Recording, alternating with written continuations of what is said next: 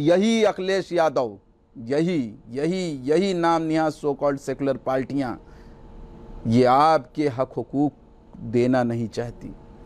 20% वाला मुसलमान दरवाजे पे खड़े हुए कुत्ते की तरह हो, जब चाहे मालिक उसके सामने रोटी का टुकड़ा डाले, और अगर कुत्ता नापसंद हो गया, अगर कुत्ते ने कभी गलती से मालिक के खिलाफ एक मरतबे भौंक दिया, तो यही मालिक उठा करके उसको कहीं ना कहीं, जैसे आज़म खां जेल में बंद हैं, ऐसे अबू आसिम आज़मी का भी यही हश्र होगा एक दिन। ऐसे इमरान प्रताप गढ़ी, इसका भी यही हश्र होगा जैसे गुलाम नबी आज़ाद का हुआ।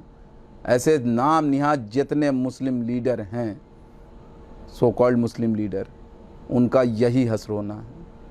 नसीमुद्दीन का हश्र देखा, ये जब तक अपने आकाओं वाली करेंगे तब तक पार्टी में बने रहेंगे, और जैसे ही अपने आकाओं के खिलाफ एक शब्द भी बोला, एक अल्फाज भी बोला, वैसे ही इनको इनकी हैसियत तक पहुंचा दिया जाएगा। हम समझने को तैयार नहीं होते।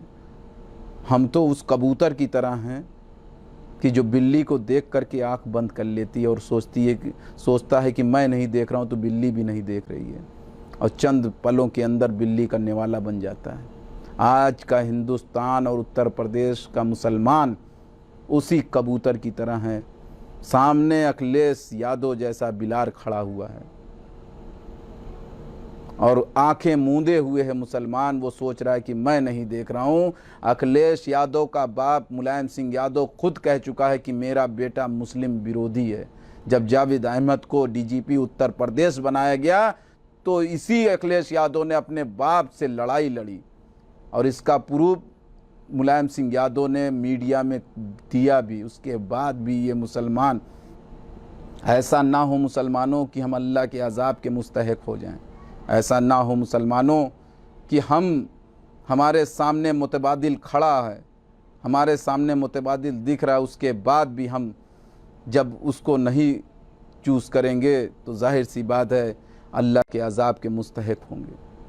आज क्या कमी बैरिस्टर हाजी असदुद्दीन ओवैसी में दिखाई देती है? लाओ कोई एक इतना बड़ा लीडर, इतना काबिल लीडर, मजलूमों के दर्द को बयान करने वाला लीडर, मजलूमों की हक हुकूक की आवाज़ उठाने वाला लीडर, आओ लाओ लेकर के आओ, मैं उसका साथ देने के लिए तैयार हूँ।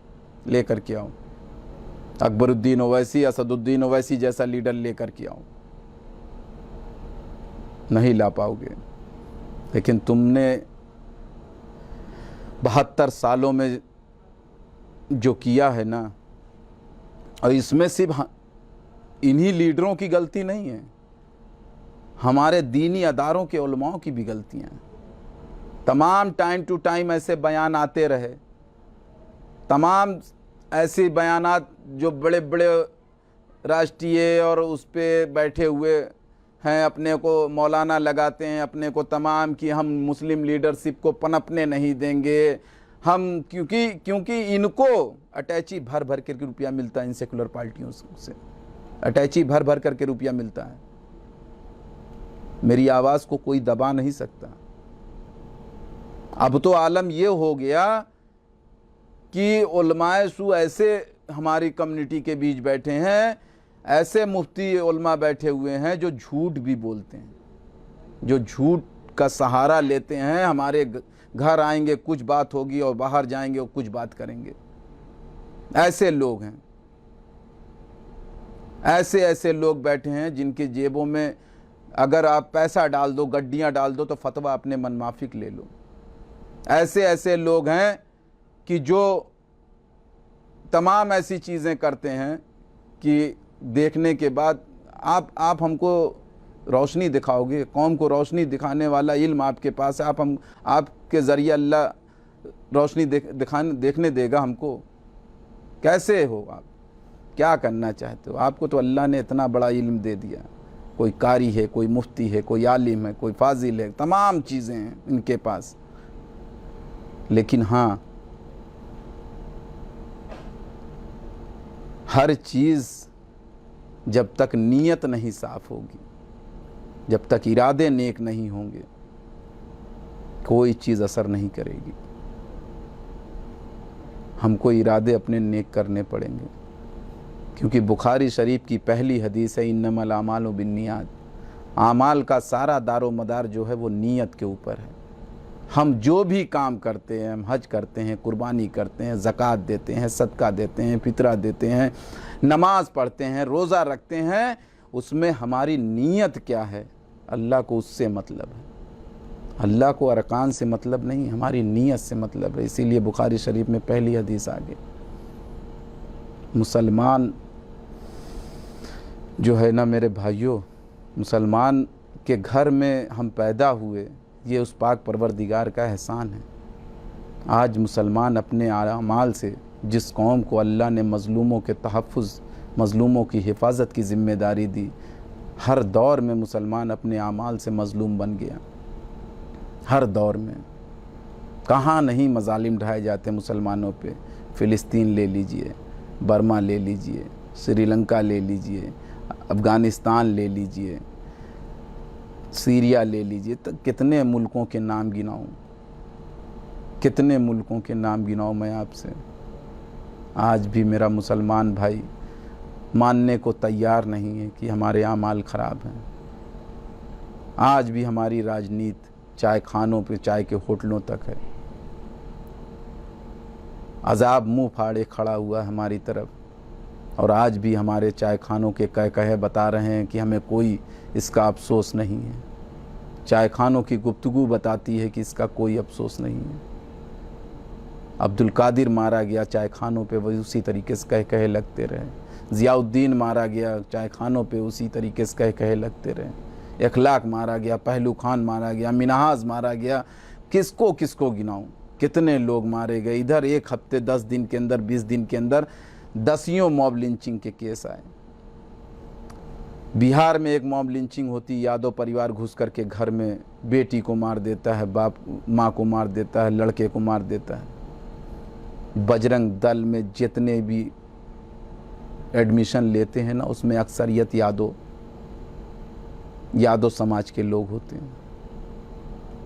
मैं सारे प्रूफ के साथ बात कर रहा हूँ। ये जो बजरंग दली होते हैं ना, और ये जो है सबसे ज़्यादा मुसलमानों से नफ़रत करते हैं। अभी भी वक्त है, अखिलेश यादव के पीछे उस बजरंग दली चेहरे को पहचानिए। अखिलेश यादव के चेहरे के पीछे उस आरएसएस के एजेंडे को पहचानिए। अखिलेश यादव के चेहरे के पीछे बीजेपी के छिपे एजेंडे को पहचान लीजिए मेरे भाइयों। अगर वक्त रहते हम नहीं पहचानते, अगर वक्त रहते अभी भी हम नहीं समझ पा रहे हैं, तो हमसे बड़ा अहमक कोई नहीं है, हमसे बड़ा नेमत को ठुकराने वाला कोई नहीं है। अभी भी वक्त है मेरे भाइयों, इस चीज़ को समझ जाइए।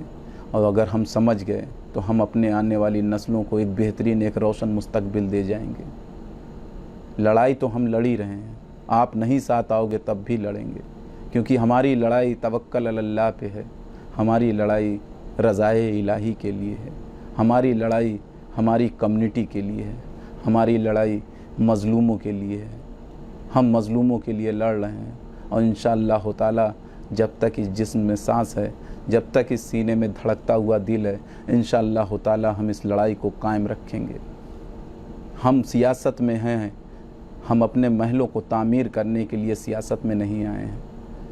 अगर मैं आपको हकीकत बता दूं, इन 7 सालों में आपके इस भाई इरफान पठान ने क्या खोया, क्या गंवाया, तो शायद आपको यकीन नहीं होगा। लेकिन हाँ, जो पाया है वो बेशक आपकी मोहब्बत पाई है, बेशक आपकी दुआएं पाई हैं मैंने।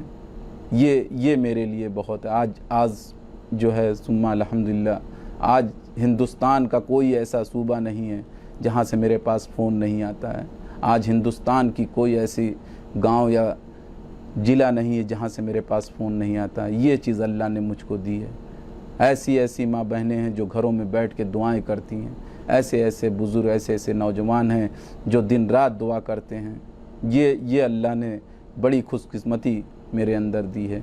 इसीलिए मुझे कोई अफसोस नहीं है कि मेरा इतना सब कुछ ज़ाया हुआ, मेरा कारोबार कमज़ोर हुआ, सारी चीज़ें, उस चीज़ की कोई तकलीफ़ नहीं है। ये जो मेरा पैगाम है, जो मैं आपके सामने 15-20 दिन में लाइव आता हूँ। इस पैगाम को हर व्हाट्सएप ग्रुप, हर फेसबुक ग्रुप, जितने भी हैं हर जगह शेयर ज़रूर किया करिए, क्योंकि ये पैगाम सिर्फ एक जगह के मुसलमानों के लिए नहीं होता, एक जगह के एक सूबे के मुसलमानों के लिए नहीं होता।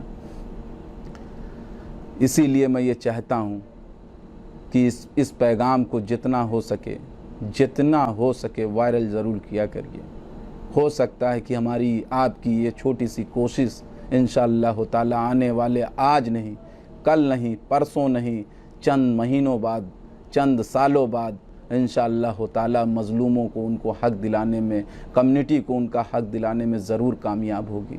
इसीलिए मैं आपसे कहता हूँ इस पैगाम को जितना हो सके उतना ज़्यादा से ज़्यादा शेयर किया करिए। मैं अपनी बात को यहीं ख़त्म करना चाहता हूँ एक शेर के साथ कि मंजिल से आगे बढ़कर मंजिल तलाश कर, मंजिल से आगे बढ़कर मंजिल तलाश कर, मिल जाए तुझको दरिया तो समंदर तलाश कर। हर शीशा टूट जाता है पत्थर की चोट से, पत्थर भी टूट जाए वो शीशा तलाश कर। सजदों से तेरे क्या हुआ, सजदों से तेरे क्या हुआ, सदियाँ गुजर गई, दुनिया तेरी बदल दे वो सजदा तलाश कर। ईमा तेरा लुट गया रहज़न के हाथों से, ईमा तेरा लुट गया रहज़न के हाथों से, ईमा तेरा बचा ले वो रहबर तलाश कर। हर शख्स जल रहा है अदावत की आग में, हर शख्स जल रहा है अदावत की आग में, इस आग को बुझा दे वो पानी तलाश कर। करे सवार ऊँट पर अपने गुलाम को, करे सवार ऊँट पर अपने गुलाम को, पैदल जो खुद चले वो आका तलाश कर।